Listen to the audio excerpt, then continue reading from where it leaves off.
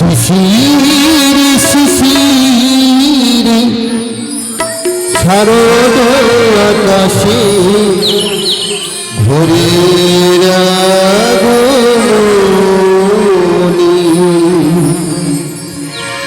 শিশির শিশির শারদ আকাশে ভোরের আগমনী শিশির শিশির শারদ আকাশে ভোরের আগমনী শিউলি ধরার দিনানিশি চির দিনের বাণী ভোরের আগমনী শিশির শিশির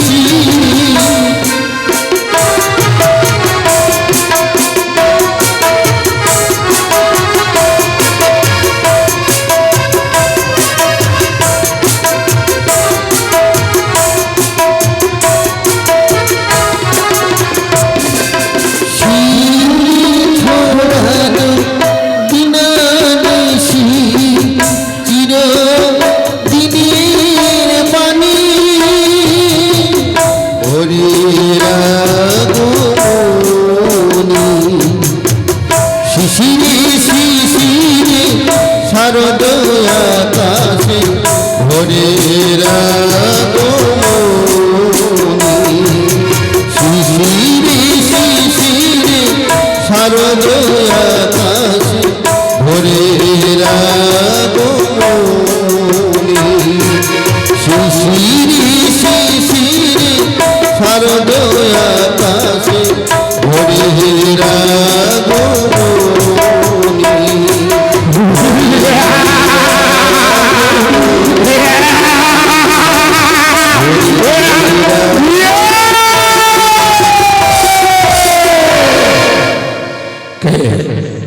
চিনতে পারছিস না রে? দানব সম্রাট সম্বলে সম্ভব আমি যে একজন সামান্য নারী, নয়নে নয়ন মিলিয়া দেখিতে পাই রণক্ষেত্র প্রান্তরে তুমি যে একজন সামান্য নারী। জানিতে পারি কি কি কারণে আসিয়াছ রণক্ষেত্র প্রান্তরে? মনে পড়ে সেই পূর্বের ব্রহ্মাণ্ড দেবের কথা।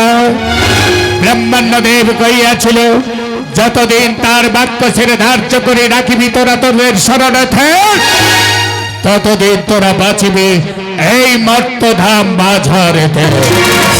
আর যেই দিন তার বাক্য অবহেলা করি কোনো নারীকে তোরা করিবি অসম্মান, সেদিন নারী হস্তে হবে তোদের মৃত্যুর কারণ।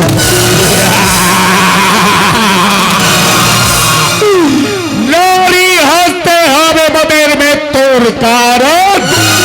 তাহলে তুই কি সেই নারী? কিন্তু আমরা তো মনে প্রাণে জানি কোন নারীকেই আমরা করি নাই অসম্মান। করিস নি কোন নারীকে অসম্মান। মনে পড়ে পূর্বের স্বর্গের অপরূপ সুন্দরী নাট্যকে আমার বালার কথা। আমার বালাকে তোরা নির্মম ভাবে করেছিস অপমান। তাই তো নারী হয়ে আর এক নারী হতে হবে তোদের মৃত্যুর কারণ।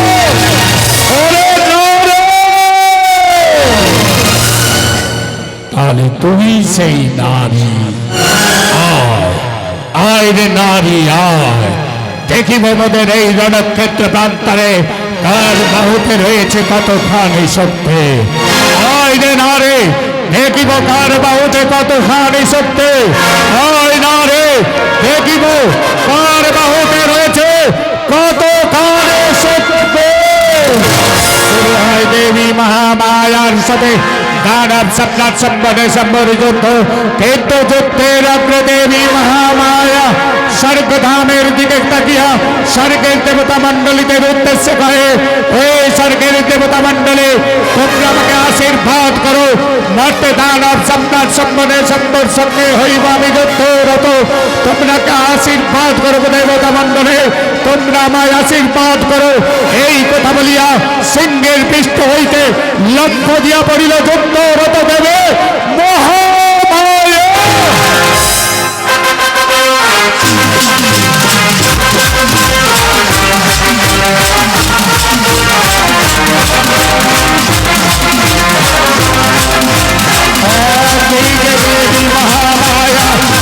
থেকে তারা সম্রাট সম্মেলন শুরু হয়। রণক্ষেত্র বার্তারে তব অনুভূত কিন্তু দেবী মহামায়া এই দানব সম্রাট সম্পূর্ণ সঙ্গে যুদ্ধ করে উঠতে পারছে না। তাই তো স্থান পরিত্যাগ করার জন্য বারবার চেষ্টা করছে কিন্তু দানব সম্রাট এই দেবী মহামায়াকে স্থান পরিত্যাগ করতে দিচ্ছে না। সুবর্ণ সুযোগ হচ্ছে দেবী মহামায়া, সুবর্ণ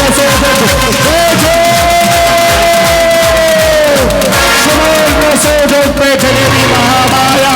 তাই তো রণক্ষেত্র বার্তার থেকে আর এক রণক্ষেত্র বার্তারে গিয়ে স্বর্গের সমস্ত দেবতা মণ্ডলীদের উদ্দেশ্যে কহিতেছে, ওরে স্বর্গের দেবতা মণ্ডলী, তোমরা আমাকে শক্তি দাও গো। স্বর্গের দেবতা মণ্ডলী, তোমরা আমাকে শক্তি দাও। আমি যে শক্তি বিহীনে পেছনে সম্মানের সঙ্গে যুদ্ধ করে উঠতে পারছি না। দেবী মহামায়ার কাতর বিরোধে স্বর্গধামে স্বর্গের দেবতা মণ্ডলীদের কাছে ছিল গচ্ছিত একটি মধু ভাণ্ডার। সেই মধু তারা স্বর্গধাম হইতে করিল নিক্ষেপ।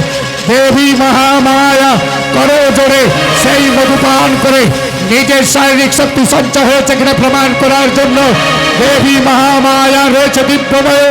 সেই দিব্যনয়ন থেকে সে সৃষ্টি করতে চাইছে একটা চামুন্ডা কালীকে। সৃষ্টি হরে চামুন্ডা কালী, এই মুহূর্তে আমি তোকে সৃষ্টি করলাম রে চামুন্ডা কালী। এই মুহূর্তে আমি তোকে সৃষ্টি জয় কালী জয় কালী জয় কালী মা, জয় কালী জয় কালী জয় কালী মা, জয় কালী জয় কালী জয় কালী মা, জয় কালী জয় কালী জয় কালী মা।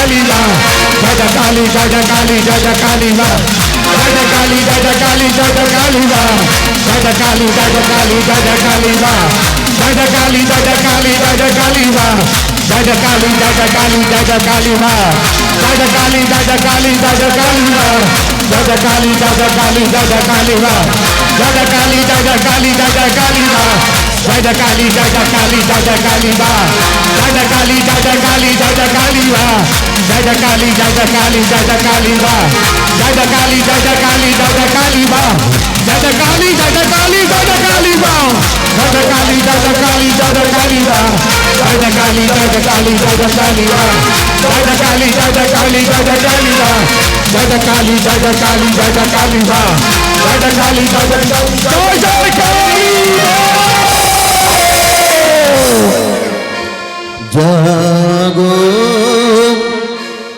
তুমি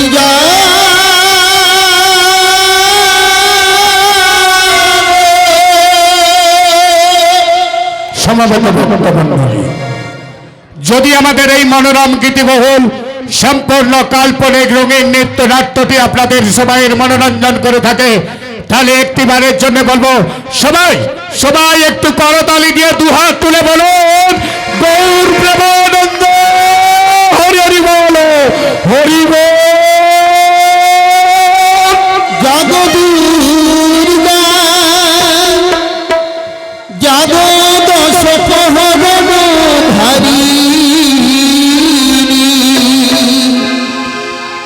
অভয়া শক্তি বলদায়িনী তুমি জাগো জাগো দুর্গা জাগো দশ